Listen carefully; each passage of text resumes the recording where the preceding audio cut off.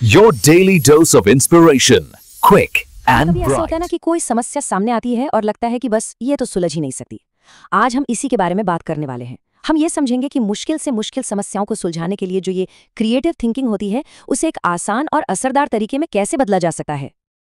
तो चलिए शुरू करते हैं और सबसे पहले उस जानी पहचानी मुश्किल की बात करते हैं जिसका सामना हम सब ने कभी ना कभी किया ही है, मतलब किसी बड़ी समस्या में बुरी तरह से फंस जाना।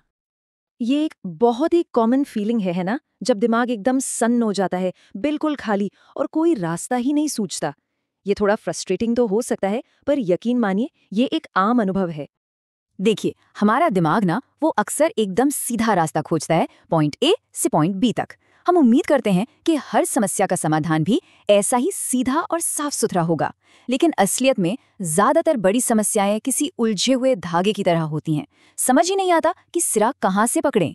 और होता क्या है कि जब हम उन्हीं पुराने आजमाए हुए तरीकों पर टिके रहते हैं, तो हम अनजाने में अपनी सोच के चारों ओर एक दायरा बना लेते हैं। हम नए और बेहतर समाधानों की संभावनाओं के दरवाजे खुद ही बंद कर देते हैं। तो फिर इस जाल से बाहर निकलने का रास्ता क्या है? जवाब है रचनात्मक तरीके से सोचना। आइए समझते हैं कि इसका असल में मतलब क्या होता है और ये काम कैसे करता है। ये समझना बहुत जरूरी है कि क्रिएटिविटी का मतलब ये नहीं कि बस हवा में कोई भी आइडिया उछाल दिया। नहीं, ये एक अनुशासित, एक स्ट्रक्चर्ड प्रोसेस है। एक ऐसा तरीका जो हमें हमारी रोजमर्रा की सोच से परे देखने में मदद करता है, ताकि हम ऐसे समाधान खोज सकें जो वाकई में काम करें। और ये बात इसे कितनी खूबसूरती से समझाती है। रचनात्मकता कोई रहस्यमयी टैलेंट नहीं है जो कुछ ही लोगों के पास होता है। यह एक स्किल है, एक नजरिया है जिसे कोई भी सीख सकता है और अपना सकता है। बस चीजों को एक नए एंगल से देखने की बात है। चलिए अब थ्योरी से प्रैक्टिकल पर आते हैं। देखते हैं वो कौन सा फ्रेमवर्क है जो हमें सही दिशा में सोचने में मदद कर सकता है।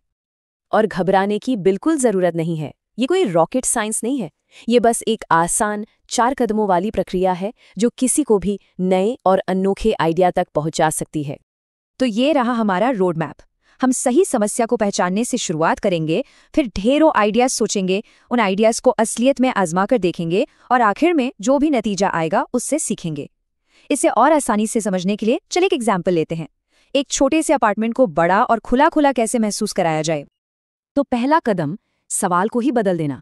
मेरा अपार्टमेंट छोटा क्यों है, ये पूछने के बजाय सवाल को ऐसे फ्रेम करें, मैं इस जगह का बेहतर से बेहतर इस्तेमाल कैसे कर सकता हूँ। देखा, इससे फोकस प्रॉब्लम से हटकर सीधे सॉल्यूशन पर चला जाता है। दूसरा कदम संभावनाएं खोजना। और याद रखिए, इस स्टेज पर आइडिया अच्छा है या बुरा ये सोचना ही नहीं है, बस आइडियाज की झड़ी लगा देनी है। हमारे अपार्टमेंट वाले एग्जाम्पल में दीवारों पर शेल्फ लगा दें, फोल्डिंग फर्नीचर, शीशों का इस्तेमाल करें या हल्के रंगों का पेंट। बिना किसी जजमेंट के हर आइडिया को आने दें। अब तीसरा कदम प्रोटोटाइप और टेस्ट।